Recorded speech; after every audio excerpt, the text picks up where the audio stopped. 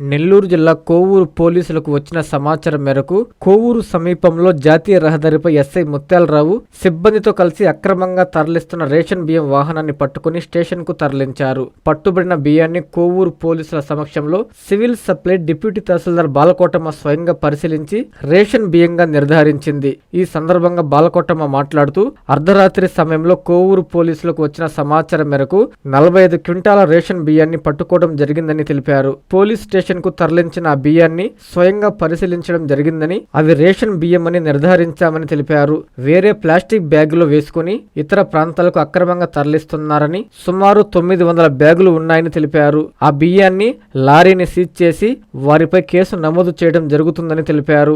12 గంటల సమయంలో Kovur Nellore RK petrol bunk దగ్గర పోలీసు వారు తనిఖీ నిర్వహిస్తున్న సమయంలో ఒంగోలు వైపు నుంచి వస్తున్న లారీని డౌట్ రాగా ఆపి చెక్ చేయగా డౌట్ వచ్చి ఆ లారీని పోలీస్ స్టేషన్కి తీసుకొచ్చి మాకు ఇన్ఫామ్ చేశారు సివిల్ సప్లైస్ రెవెన్యూకి తహసీల్దార్ వారికి. అవి తీసి చెక్ చేయగా రేషన్ బియ్యంగా తెలుస్తుంది. కాబట్టి ఆ లారీని సీజ్ చేసి ఆ రైస్ని గోడౌన్కి తరలించి అనాలిసిస్ చేసి రిపోర్ట్ సబ్మిట్ చేస్తాము.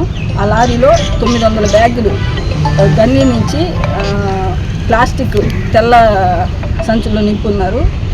దీన్ని చూసి మేము నివేదిక సమర్పిస్తాము.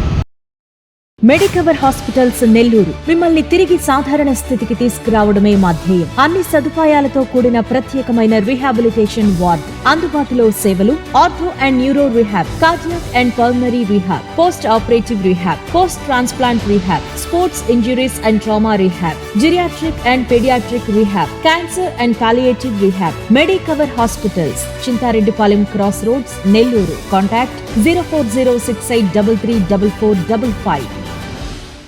Hi Nilor, please subscribe to N3 TV.